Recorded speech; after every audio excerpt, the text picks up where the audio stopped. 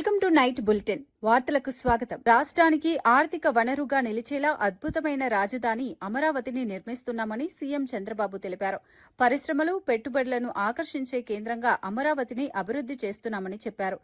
రాజధానిపై వైసీపీకి ఎలాంటి విజన్ లేదని, కేవలం విషం చిమ్మడమే ఆ పార్టీకి తెలుసునని విమర్శించారు. గతంలో 3 రాజధానుల పేరుతో ప్రజలను మభ్యపెట్టారని ఆరోపించారు. కేంద్రం చట్టం వేసిన తర్వాత కూడా అదే ధోరణిలో కొనసాగిస్తున్నారని మండిపడ్డారు.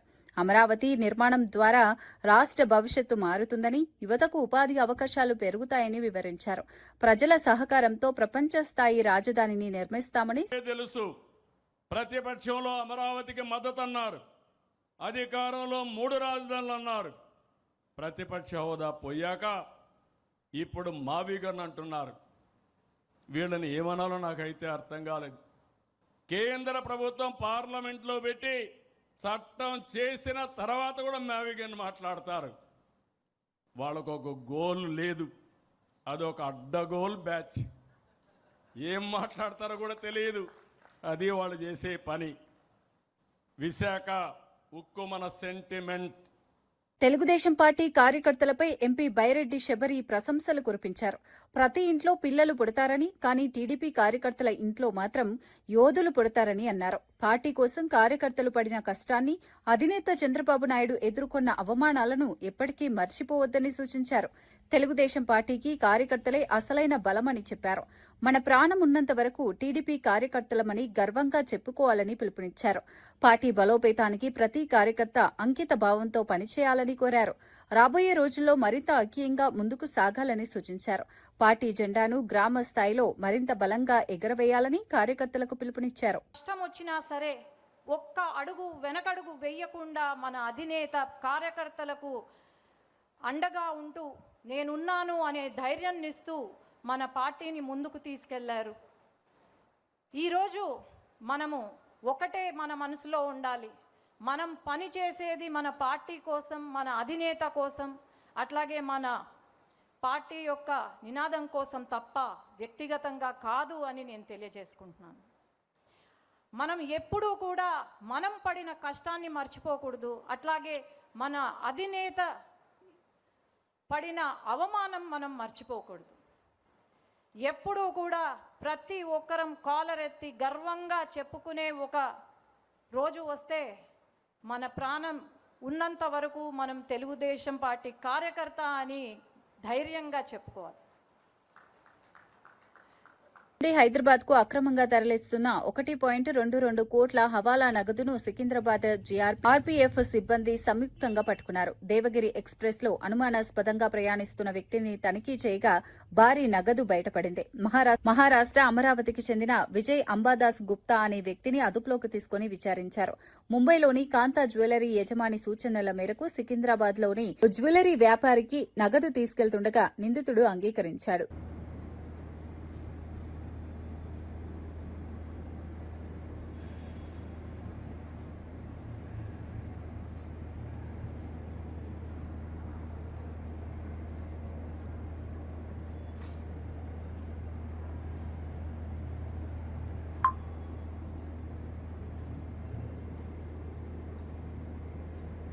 మారుతున్న వాతావరణ పరిస్థితులతో రాష్ట్రంలో ఎండల తీవ్రత అధికంగా ఉంటోందని అధికారులు హెచ్చరిస్తున్నారు. ముఖ్యంగా రైతులు, గిగ్ వర్కర్స్, ఆటో డ్రైవర్లు, క్యాబ్ డ్రైవర్లు, బహిరంగ ప్రదేశాల్లో పనిచేసేవారు ఎండల పట్ల అత్యంత అప్రమత్తంగా ఉండాలని సూచించారు.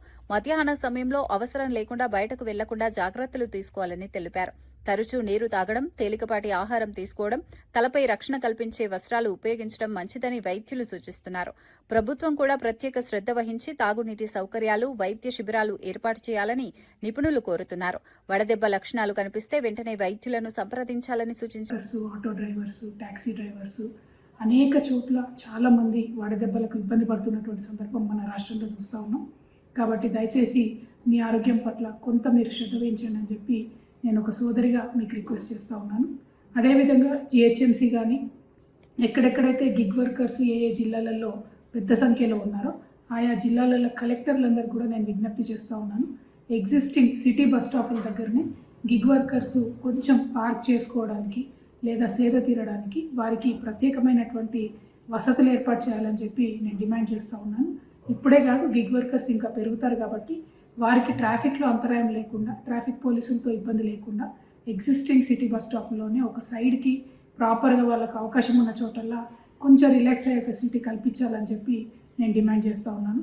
ఎట్ ద సేమ్ టైం ఈ వానకి వడగండ్లకి రైతులు ఇబ్బంది పడుతూ ఉన్నారు కాబట్టి ప్రభుత్వాన్ని మళ్ళొకసారి నేను డిమాండ్ చేస్తున్నాను. ఖచ్చితంగా వెంటనే మిగిలిపోయినటువంటి ధాన్యం అంతా కూడా కొనుగోలు చేయాలి. Thank you. జై తెలంగాణ. రంగారెడ్డి జిల్లా శంషాబాద్ జోన్ పరిధిలోని బీఆర్ఎస్ జిల్లా కార్యాలయంలో సభ్యత్వ నమోదు సన్నాహక సమావేశం నిర్వహించారు. పార్టీ రాజేంద్రనగర్ నియోజకవర్గ ఇన్ఛార్జ్ కార్తిక్ రెడ్డి సమక్షంలో అబ్జర్వర్ శ్రీధర్ రెడ్డి సభ్యత్వ నమోదు ఎలా నిర్వహించాలి, బీఎల్ఓలకు ఎలాంటి సూచనలు ఇవ్వాలనే అంశాలపై నేతలకు వివరించారు. దొంగ ఓట్లు నివారించేందుకు ప్రతి కార్యకర్త అప్రమత్తంగా ఉండాలని సూచించారు. కేసీఆర్ హయాంలో జరిగిన అభివృద్ది ఇప్పటికే రాజేంద్రనగర్లో కనిపిస్తోందని అన్నారు. కాంగ్రెస్ ప్రభుత్వం కొత్తగా ఎలాంటి అభివృద్ది చేయలేదని విమర్శించారు. ఆ ప్రక్రియలో కూడా పార్టీ మరి యాక్టివ్గా ఉండాలి. ఈ అన్ని అంశాలపైన చర్చించాం.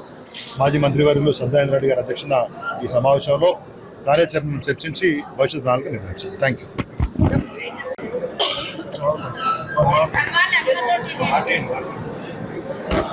ఈరోజు బూత్ లెవెల్ ఇన్ఛార్జెస్తో మీటింగ్ పెట్టుకోవడం జరిగింది. సమన్వయ కమిటీ అధ్యక్షులతో పార్టీ ఇచ్చిన డైరెక్షన్, గౌరవనీయులు కేసీఆర్ గారు ఇచ్చిన డైరెక్షన్తో మెంబర్షిప్. రేవంత్ రెడ్డి 2.5 పాలనలో ఒక్క నోటిఫికేషన్ కూడా రాక నిరుద్యోగ యువత కంటతడి పెడుతోందని బీఆర్ఎస్ నాయకుడు రాకేష్ రెడ్డి విమర్శించారు. దిల్సుఖ్ నగర్ దిక్కులేని వాళ్ల నగర్ గా మారిపోయిందని, అశోక్ నగర్ శోక సంద్రంగా మారిందని అన్నారు. నిరుద్యోగుల సమస్యలను పట్టించుకోకుండా ప్రభుత్వం నిర్లక్ష్యంగా వ్యవహరిస్తోందని మండిపడ్డారు.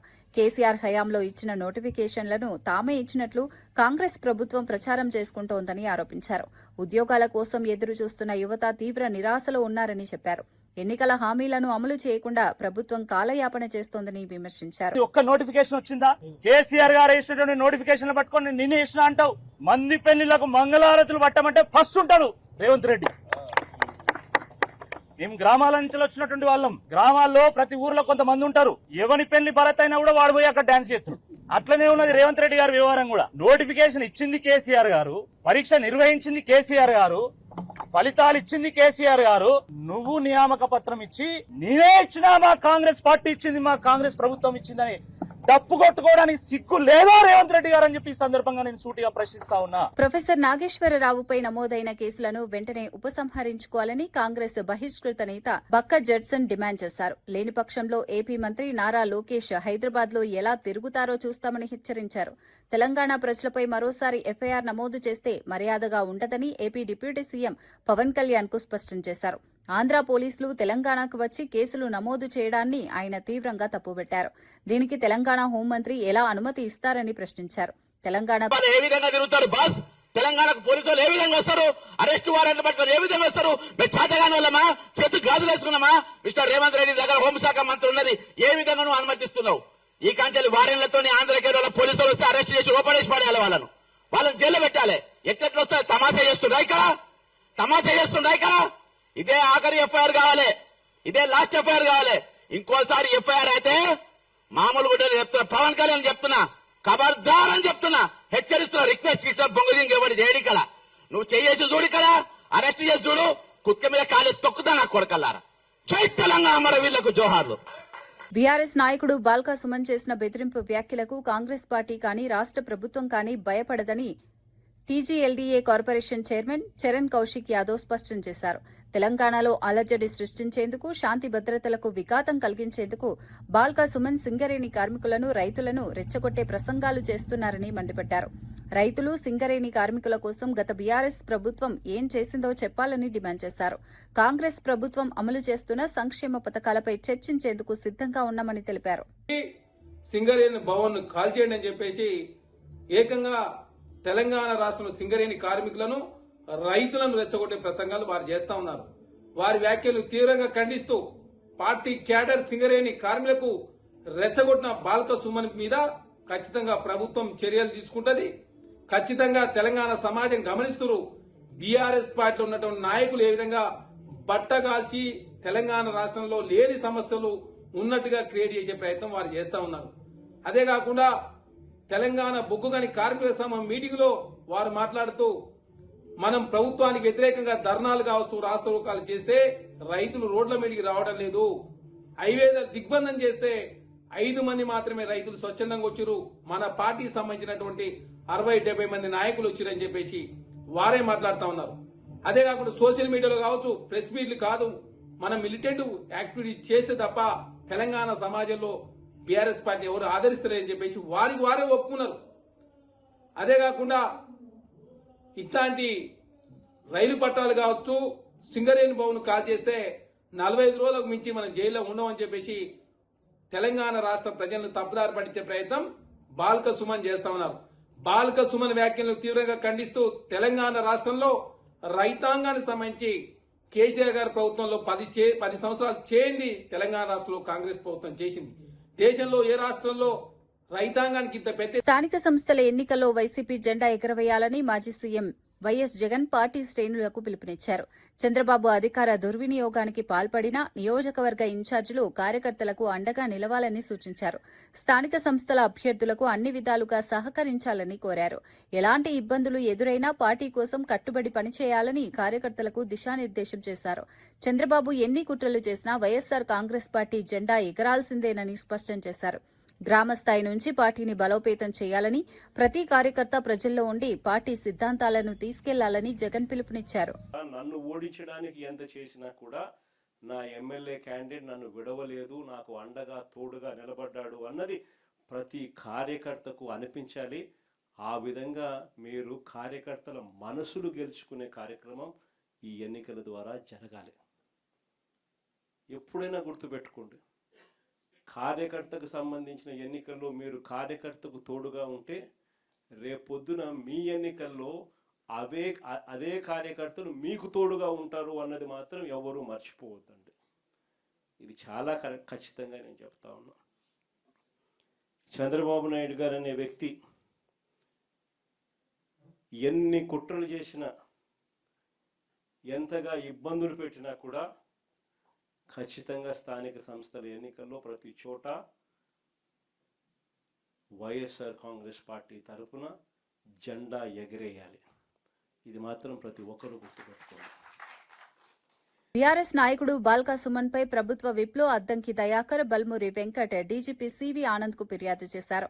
బాల్కా సుమన్ కుట్రపూరితంగా రెచ్చగొట్టే వ్యాఖ్యలు చేశారని, ఆయనపై వెంటనే చర్యలు తీసుకోవాలని విజ్ఞప్తి చేశారు. ప్రభుత్వ రంగ సంస్థలకు నష్టం కలిగించేలా, ప్రజలను రెచ్చగొట్టేలా ఆయన వ్యాఖ్యలు ఉన్నాయని ఆరోపించారు. ఈ వ్యాఖ్యలు వ్యక్తిగతంగా చేశారా లేక పార్టీ తరపున చేశారా అన్నది బీఆర్ఎస్ పార్టీ స్పష్టం చేయాలని డిమాండ్ చేశారు. బాల్కా సుమన్ వ్యాఖ్యలకు సంబంధించిన వీడియోలు, పత్రికల్లో ప్రచురితమైన క్లిప్పింగ్లను కూడా ఫిర్యాదుకు జత చేశారు. కనీసం ఆత్మ పరిశీలన చేసుకునే అవగాహన కూడా వాళ్ళకు లేదు. ఫ్యాబ్రికేటెడ్ అయితే దాన్ని ఎట్లా ఏ ల్యాబ్కు పంపించి చేయాలో చేయాలి. నేను అనలేదు అని తప్పించుకోవడం అంటేనే తుర్రుమని పారిపోవడం. దమ్ముంటే నేను అన్నా అని చెప్పి అన్నోడు అనాలి. అది ధైర్యము, అది నాయకుని యొక్క లక్షణం అనేదని ఆయన మాట్లాడిన ప్రపంచాన్ని ఉద్దేశించి మాట్లాడిన వీడియోలనట ఒక్క నిమిషం తీసి చేస్తున్నట్టు. మీ యూట్యూబ్కి మీరు టీఆర్ఎస్ పార్టీ యూట్యూబ్ ఉంటుంది కదా, దాంట్లో తీసి మొత్తం పెట్టు నువ్వు మాట్లాడింది. కనీసం పబ్లిక్ని అడ్రస్ చేసేటప్పుడు ఏ విధంగా మనం ప్రజల గురించి మాట్లాడాలని నేర్చుకోవాలి. అది కూడా తరీకా లేకుండా అట్లాంటి వాళ్ళని మిమ్మల్ని ఎంపీలను, మంత్రులను, మళ్ళీ ఎమ్మెల్యేలను చేసిన చరిత్ర కేసీఆర్. అందుకని కేసీఆర్ అంతా కేసీఆర్ అంటున్నా. అందుకనే ఈ బ్రాండ్ అంతా తయారు చేసి ఏమంటాం దీన్ని, ఏం బ్రాండ్, ఏం బ్రాండ్ అనాలి వీళ్ళను. ఉగ్రవాదుల కన్నా కొన్ని ఎథిక్స్ ఉంటాయి, ఇలా అవి కూడా లేవు. మాట్లాడేటప్పుడు ఇప్పుడు రైలు పట్టాలు చేస్తే ఎవరికి నష్టం జరుగుతుంది? ఆ రోజు అన్న దాంట్లో ఏంటిది వెంకట్ గారు చెప్పింది, నక్సలైట్లు మరి దొరతనం వస్తే, ఇట్లాంటి అహంకారపూరిత పరిపాలన వస్తే గడిలను పేల్చింది కదా, అట్టనే ప్రజాభవన్ను గడిగా చేసుకున్నాడు, గడిని పేల్చేయమని చెప్పి ఆ రోజు అన్నాడు. ఇలా అట్లా మీరు రైలు పట్టాలు ఏమైనా దొరల గడీలు అయినాయా మీకు? సింగరేణి భవన్ లేకపోతే సింగరేణి కార్మికులకు ఇలా మేలు చేసే సింగరేణి భవన్ మీకు గడి అయిందా? అంటే మీకు గడీలు లేకపోతే ప్రభుత్వ ఆస్తులు విధ్వంసం చేస్తారా? ఇట్లాంటి ఒక అనాలోచితమైన నాది తప్పైంది అని చెప్పి ఒప్పుకోవడం అని చేయాలి. కనీసం ప్రజల ముందు కాదు అరెస్ట్ చేసుకోరి ఇట్లా చేసుకోరి, అరెస్ట్ చేయాలన్నా ఏం చేయాలి పోలీసులు మిత్రులు చూసుకుంటారు, డీజీపీ గారు చూసుకుంటారు. కానీ టీఆర్ఎస్ అనేది ఇంత దిగజారుడు రాజకీయాలకు నేర్చుకున్నది. ఆర్టీసీ కార్మికులు రెచ్చగొట్టి అట్లా లబ్ధి పొందాలనుకున్నది. కానీ ప్రభుత్వానికి కట్టుబడి ఉన్నది కాబట్టి ముందు నుంచే ఉన్నది. దాంట్లో కొంతమంది రెచ్చగొట్టింది. పాపం మిత్రుడు శంకర్ గౌడ్ గారు మరి లేకపోయిండ్రు మన మధ్యన. కానీ ఆయన ఆవేశానికి వీరే కారణం. అంతకుముందు ఆర్టిజన్స్ ఎలక్ట్రిసిటీ ఆర్టిజన్స్ అయితే మేమే దాన్ని పరిష్కరించినాం బట్టి గారితో కలిసి. తర్వాత ముఖ్యమంత్రి గారు వీళ్ళు ఇట్లా ఏంది ఉన్మాదులుగా వస్తున్నారని చెప్పేసి డిఎన్జిఓస్ టీజీఓస్ని పిలిచి మాట్లాడుతున్నాడు. టీఆర్సీలకు మాకు సంబంధించి అన్ని చెప్తున్నాడు. ఇది కాకపోతే ఇంకొకటి, ప్రతి చిన్న అంశాన్ని భూతద్దంలో పెట్టి పొద్దుగాల 10 గంటలకోడు, 12 గంటలకోడు, 4 గంటలకొకడు, 6 గంటలకొకడు, ఇంకా వదలరారా తెలంగాణ మీరు? ఇంకా మిమ్మల్ని కొట్టి బండకేసి బాధి ఫామ్ హౌస్లో పెట్టినాక కూడా ఇంకా లేచి ఆడుతున్నారు. ఎవరు నమ్ముతారు మిమ్మల్ని? ఆయన ఓ పెద్ద స్టైల్గా ఏదో మాట్లాడుతూ ఉన్నాడు కేటీఆర్ అంతా. మీరు ఎంత మాట్లాడినా బహుళ్ళ కంటే మిమ్మల్ని ఎవరు పట్టించుకోరనే విషయం గుర్తుపెట్టుకోండి. కానీ ముఖ్యమంత్రి గారికి మీ ద్వారా ఒక విజ్ఞప్తి, ఇలాంటి మాటల వల్ల ప్రజల్లో ఒక శంక వస్తుంది. ప్రభుత్వం సీరియస్గా ఉండాలనేది వస్తుంది. కాబట్టి ముఖ్యమంత్రి గారే హోంమంత్రి గారు కాబట్టి తగు చర్యలు తీసుకోవాలని చెప్పి విజ్ఞప్తి చేస్తున్నాం. మేము విప్పులము ఎమ్మెల్సీలము కాదు, అంతకంటే ముందు తెలంగాణ ఉద్యమకారులం. తెలంగాణ ఉద్యమంలో మీరు చేసిన విధ్వంసాలకు బాధ్యత వహించి కన్విన్స్ చేసి సమన్వయం చేసిన వాళ్ళం దేశీలో. మీరు చేసే తప్పులకు ట్యాంక్ బండ్ మీద ఎవడు కూడా విగ్రహాలు కూలగొట్టమని చెప్పలే. కానీ ఎవడు చేసిండో అంత మాకు తెలుసు. కానీ అది కడుపులో దాచుకున్నాం. కానీ తెలంగాణ మీద కూడా ఇలాంటి విధ్వంసం చేస్తాం, తెలంగాణలో కూడా ఇట్లాంటి క్రియేట్ చేస్తాం అని చెప్పి హెచ్చరిస్తే దానికి తగిన మూల్యం ఉండాల్సిన అవసరం ఉన్నది. కేసీఆర్ చేసిన తప్పులన్నీ ఎవరు? కోదండరామ్ గారే కదా జేఏసీలో కూర్చొని అది అట్లా కాదు ఇది ఇట్లా కాదని చెప్పి మిమ్మల్ని కంట్రోల్ చేసే వ్యక్తులే లేరు రా బాబు. మిమ్మల్ని ఎవరు కంట్రోల్ చేయలేడు. కేసీఆర్ని కంట్రోల్ చేస్తలేరు. కేసీఆర్ని కంట్రోల్ చేసి ఉంటే మీ పార్టీ ఇట్లా ఉండకపో. ఇలా కేసీఆర్ ఎవరిని కంట్రోల్ చేసే పరిస్థితులు ఉన్నాయి. కాబట్టి ఇట్లాంటి బరి తెగించే చర్యలు తెలంగాణలో నడవు అని చెప్పి వారికి తెలియజేస్తారు. హైదరాబాద్ లో 1,00,000 ఇండ్ల నిర్మాణానికి ప్రభుత్వం శ్రీకారం చుట్టిందని మంత్రి పొంగులేటి శ్రీనివాసరెడ్డి వెల్లడించారు. జీహెచ్ఎంసీ పరిధిలోని 24 నియోజకవర్గాల్లో ఎల్ఐజీ ఇండ్ల నిర్మాణానికి అనువైన స్థలాలను పరిశీలించారు. మంత్రి అజారుద్దీన్, ఎంపీ అసదుద్దీన్ ఓవైసీతో కలిసి నాంపల్లి, మలక్పేట్, బహదూర్పుర ప్రాంతాల్లో పర్యటించారు. అనంతరం కుల్సుంపుర, అబ్దుల్గంజ్, గడ్డి ఎన్నారం ప్రాంతాల్లో శిథిలావస్థలో ఉన్న ప్రభుత్వ భవనాలను పరిశీలించారు.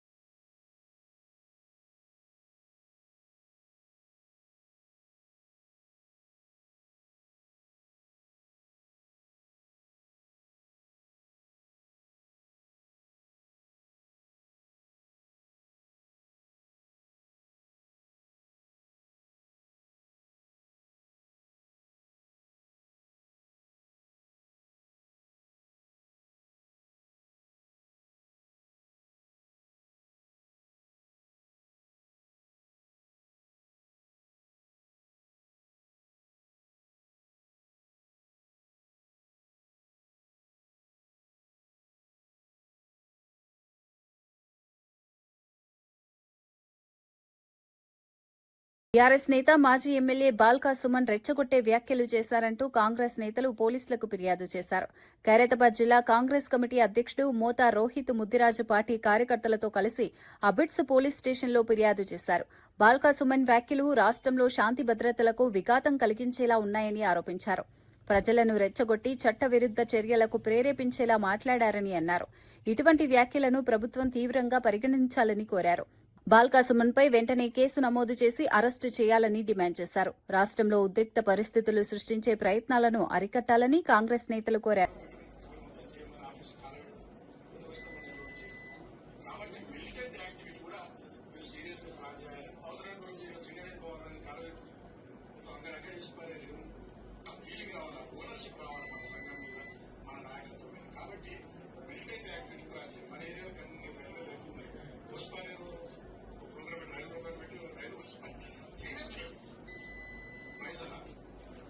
పైసలు పైసలు తన్నుకు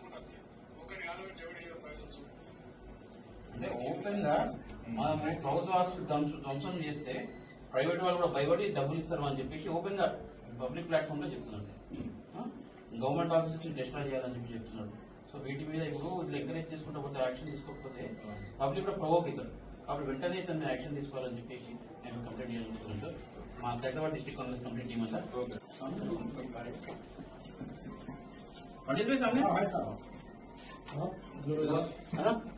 మంచిగా ముందుకు రండి మధ్యలో కొంచెం మధ్యలో ఒక ఎమ్మెల్యేగా పనిచేసినోడు, ఒక ఎంపీగా పనిచేసినోడు నిన్న వాళ్ళ కార్మిక నాయకులను ఉద్దేశించి మాట్లాడుకుంటా మీరు ఇట్లా సోషల్ మీడియాలో పనిచేస్తే తగదు, మిలిటెంట్స్ లాగా పనిచేయాలి, సింగరేణి భవన్ తలగబెట్టాలి, జీఎం ఆఫీస్ తలగబెట్టాలి, పట్టాలను వలగొట్టాలి, ఒక వీధి రౌడీలాగా ప్రజలను రెచ్చగొడుతూ వాళ్ళ నాయకులను రెచ్చగొట్టే విధంగా మాట్లాడిండు. ఈ సభ్య సమాజం తల దించుకునే విధంగా బాల్కా సుమన్ మాట్లాడిండు. ఇంకొక ముఖ్యమైన విషయం, తెలంగాణ రాష్ట్ర సాధన కోసం చేసినటువంటి ఉద్యమం చాలా పవిత్రమైనటువంటి ఉద్యమం. మరి అటువంటి ఉద్యమంలో కూడా ఇప్పుడు ఏ విధంగా అయితే మాట్లాడిండో ఇదే విధంగా ఉద్యమాన్ని అడ్డు పెట్టుకొని అప్పుడు ఉన్నటువంటి మరి కంపెనీలను గాని ఇతర వ్యవస్థలను గాని బ్లాక్ మెయిల్ చేసి ధ్వంసం చేస్తామని చెప్పేసి వాళ్ళ డబ్బులను లూటీ చేసి అంచెలంచెలుగా ఎదిగిన వ్యక్తి బాల్కా సుమన్. ఈ బాల్కా సుమన్ ను ఇటువంటి పనులను చేయడానికి ప్రేరేపించిన వ్యక్తి కేటీఆర్. నేను అమెరికాలో చదువుకొని వచ్చిన అని చెప్పి కేటీఆర్ ఉద్యమాన్ని చూసుకొని ఉద్యమం బాగా ఉంది, తెలంగాణ రాష్ట్రం ఏర్పడేటట్టుంది, కాంగ్రెస్ పార్టీ తెలంగాణ రాష్ట్రాన్ని మరి ప్రకటించే విధంగా ఉంది అని చెప్పేసి ఉద్యమాన్ని వాడుకుందామని చెప్పేసి అమెరికాకి వెళ్ళి వచ్చిన కేటీఆర్ ఇటువంటి చెంచాగాలను పెట్టుకుని అప్పుడు కూడా ఉద్యమంలో కూడా పవిత్రమైన తెలంగాణ ఉద్యమంలో కూడా కంపెనీలను బ్లాక్ మెయిల్ చేసుకుంటా ధ్వంసం చేస్తా అని చెప్పేసి వసూళ్లకు పాల్పడి ఇప్పుడు అదే వ్యవస్థను మళ్ళీ తిరిగి తీసుకురావాలని చెప్పేసి ప్రయత్నిస్తా ఉన్నారు. వాళ్ళ నాయకులను రెచ్చగొడతా ఉన్నారు, ప్రభుత్వ ఆస్తులను ధ్వంసం చేయాలంటున్నారు. మరొక ముఖ్యమైన విషయం మీరు గమనించినట్టయితే మరి డబ్బులు ఎడికేలు వస్తాయని చెప్పి వాళ్ళ నాయకులు ప్రశ్నిస్తే మీరు కాలబెట్టి చూడుర్రి డబ్బులు తండోపతండాలుగా అవే వస్తాయని చెప్పేసి చెప్తుండ్రు. అంటే మీరు ఏం మెసేజ్ ఇస్తున్నారు మీ నాయకులకు గాని ప్రజలకు గాని మీరు ఏం మెసేజ్ దలుచుకున్నారు? నేను ఈ రోజు పోలీస్ డిపార్ట్మెంట్ కి కూడా మేము ఈ రోజు హైదరాబాద్ డిస్ట్రిక్ట్ కాంగ్రెస్ కమిటీ తరఫున అఫీషియల్ గా కంప్లైంట్ ఇచ్చినాము. వెంటనే ఇట్లాంటి లోఫర్ కొడుకులను వెంటనే తెచ్చి జైల్లో పెట్టాలి, వీళ్ళ మీద చర్యలు తీసుకోవాలి. వీని వెనకాల ఉన్న కేటీఆర్ కి కూడా మేము వార్నింగ్ ఇస్తా ఉన్నాము. మీరు ప్రజల తరఫున పోరాటం చేయాలి, అంతే తప్ప ఇంకోటి రైతులు ఈ రోజు వస్తలేరు, 3-4 వచ్చిర్రు, 100 మంది మందులనే కూర్చోబెట్టమని వీడియోలో ఓపెన్ గా చెప్తున్నాడు. ఈ రోజు రైతులకి స్పష్టంగా తెలుసు కాంగ్రెస్ పార్టీ రైతుల పక్షాన నిలుస్తుందని చెప్పేసి వాళ్ళకి తెలుసు, కాబట్టి రైతులు వస్తలేరు. ఈ విషయం కూడా బాల్కా సుమన్ స్పీచ్ ద్వారా తెలిసింది. మరి రైతులు వస్తలేనప్పుడు నువ్వు బలవంతంగా వాళ్ళని తీసుకొచ్చి కూర్చోబెట్టి ధర్నాలు చెప్పాలంటే నీ ఉద్దేశం ఏందని చెప్పేసి బాల్కా సుమన్ ని ప్రశ్నిస్తున్నా. బాల్కా సుమన్ వెనకాల ఉన్న కేటీఆర్ ని ప్రశ్నిస్తా ఉన్నా. ఇప్పుడన్నా మారండి, ప్రజా సమస్యల మీద పోరాడండి, కన్స్ట్రక్టివ్ క్రిటిసిజం చేయండి, అంతే తప్ప నోటికొచ్చినట్టు మాట్లాడుకుంటా ప్రజలను రెచ్చగొడతా అంటే మీకు తప్పకుండా కాంగ్రెస్ పార్టీ తరఫున బుద్ధి చెప్తాము. ప్రభుత్వం కూడా మీ పైన చర్యలు తీసుకోవాలని చెప్పి పోలీస్ డిపార్ట్మెంట్ ని కూడా డిమాండ్ చేస్తా ఉన్నాం. అరెస్ట్ చేయాలి, అరెస్ట్ చేయాలి. కేంద్ర రాష్ట్ర ప్రభుత్వాలు కలిసి ఒక్క నెలలోనే ప్రజలపై 5,000 కోట్ల పెట్రోల్ భారం మోపాయని మాజీ మంత్రి హరీష్ రావు ఆరోపించారు. రేవంత్ రెడ్డి రోడ్లపై ధర్నాలు చేయడం కంటే రాష్ట్ర ప్రభుత్వం విధిస్తున్న 27% వ్యాట్ తగ్గించవచ్చని అన్నారు. పెట్రోల్ డీజిల్ ధరలతో సామాన్య ప్రజలు తీవ్ర ఇబ్బందులు పడుతున్నారని చెప్పారు. అన్ని వస్తువుల ధరలు పెంచుతున్న ప్రభుత్వాలు రైతులకు మాత్రం మద్దతు ధర పెంచడం లేదని విమర్శించారు. రైతుల సమస్యలపై ప్రభుత్వం నిర్లక్ష్యంగా వ్యవహరిస్తోందని మండిపడ్డారు. పెరుగుతున్న ధరలతో ప్రజల జీవనం భారంగా మారిందని, వెంటనే పన్నులు తగ్గించి ఉపశమనం కల్పించాలని డిమాండ్ చేశారు. భారం 2,000 కోట్ల రూపాయలు, ఇటు రాష్ట్రం 2,000 కోట్లు పెంచింది, అటు కేంద్రం 3,000 కోట్లు పెంచింది. ఇద్దరు కలిసి 5,000 కోట్ల భారం పెట్రోల్ డీజిల్ మీద, రైతుల మీద, మధ్యతరగతి ప్రజల మీద వేసినారు. నేను రేవంత్ రెడ్డిని అడుగుతున్నా, మీరు ధర్నాలు చేస్తున్న రోడ్లెక్కి బానే ఉంది, నువ్వు పెంచింది తగ్గియచ్చు కదా. రాష్ట్ర ప్రభుత్వం ఏదైతే 27% వ్యాట్ పెట్టిందో ఆ 27% వ్యాట్ ను తగ్గించండి, ఓ 10% వ్యాట్ తగ్గించండి. ఇలా రైతులకు భారం పెరుగుతుంది. రేపు ట్రాక్టర్ దున్నాలంటే నిన్నటిదాకా ఒక కిరాయి ఉంటుంది, రేపు 200 కిరాయి పెరుగుతుంది. వరి కోత మిషన్ కు కిరాయి పెరుగుతున్నది. మరి రైతుకు ఇటు యూరియా ధర పెంచిండ్రు, డిఏపి ధర పెంచిండ్రు, పెట్రోల్ డీజిల్ ధర పెంచిండ్రు, కానీ మద్దతు ధర మాత్రం పెంచుతలేరు. ధరలు పెంచుతున్నారు, పంట కొంటలేరు, రైతులు ఇబ్బంది పెడుతున్న పరిస్థితి ఉన్నది. మంచిర్యాల జిల్లా హాజీపూర్లో 3 కోట్ల ఇన్సూరెన్స్ డబ్బుల కోసం భర్తను హత్య చేయించిన ఘటన సంచలనం సృష్టించింది. సాయిని కుమార్ అనే వ్యక్తిని అతని భార్య భారతి, ప్రియుడు సురేందర్తో కలిసి హత్య చేయించినట్లు పోలీసులు గుర్తించారు. వివాహేతర సంబంధానికి భర్త అడ్డుగా ఉన్నాడనే కారణంతో ఏడాది క్రితమే భారీ లైఫ్ ఇన్సూరెన్స్ చేయించినట్లు వెల్లడించారు. ఈ నెల 22న మద్యం తాగుతామని పిలిచి సుత్తితో తలపై దాడి చేసి హత్య చేసినట్లు పోలీసులు తెలిపారు. అనంతరం దీనిని రోడ్డు ప్రమాదంగా చిత్రీకరించే ప్రయత్నం చేసినట్లు చెప్పారు. మొదట ప్రమాద కేసుగా నమోదు చేసిన పోలీసులు దర్యాప్తులో అసలు విషయం బయటపెట్టారు. భార్య భారతి, ప్రియుడు సురేందర్తో పాటు సుపారీ గ్యాంగ్ సభ్యులను అదుపులోకి తీసుకున్నారు. అతను రోడ్డు మీద బైక్ మీద యాక్సిడెంట్ అయ్యి పడిపోయి ఉన్నాడని వాళ్ళ కుటుంబ సభ్యులకు అండ్ పోలీసుకు సమాచారం వచ్చింది. ఇమీడియట్లీ నైట్ డ్యూటీలో ఉన్న ఆఫీసర్ అతని యొక్క అప్పటికి ప్రాణంతో ఉన్నాడు, అతన్ని కరీంనగర్ హాస్పిటల్కి షిఫ్ట్ చేయడం జరిగింది. ఆ క్రైమ్ సీన్ పరిశీలించి inspector Ravinder and SI Kiran Kumar చూసిన తర్వాత ఆ కేసు పట్ల కొద్దిగా అనుమానాస్పదం ఉండే. దాంతోపాటు అదే సమయంలో ఉదయం 23rd మార్నింగ్ అతను కరీంనగర్ హాస్పిటల్లో అండర్ గోయింగ్ ట్రీట్మెంట్లో చనిపోవడం అని మాకు సమాచారం రావడం జరిగింది. విచారణ చేసి మృతుని యొక్క తల్లి కాంప్లైంట్ ఇచ్చింది. ఆ కాంప్లైంట్ ప్రకారము అండ్ ప్రాథమిక సీన్ అబ్జర్వ్ చేసిన దాని ప్రకారము అది యాక్సిడెంట్ కాదు, మర్డర్ అయిందని ప్రాథమికంగా అవగాహనకు వచ్చి మర్డర్ కేసుగా ఎఫ్ఐఆర్ చేయడం జరిగింది. దానిలో భాగంగా ఏసీపీ మంచిర్యాల ప్రకాష్ ఆధ్వర్యంలో దాదాపు 4 టీమ్స్, ఒక CCTV cameras checking teams and technical evidences teams, human intelligence విలేజ్లో మృతుని విలేజ్లో ఉన్న విషయాల గురించి అండ్ డాక్యుమెంటేషన్ టీమ్స్ 4 టీమ్స్ ఏర్పాటు చేసి ఈరోజు ఈ కేసుని డిటెక్ట్ చేయడం జరిగింది. ఈ డీటెయిల్స్ ఏంటంటే మృతుడు సాయిని కుమార్, తండ్రి పేరు సత్తయ్య, ఇతను గుడిపేట R&R కాలనీలో ఉంటారు. ఇతనికి భార్య, 2 పిల్లలు ఉన్నారు. ఇతని భార్య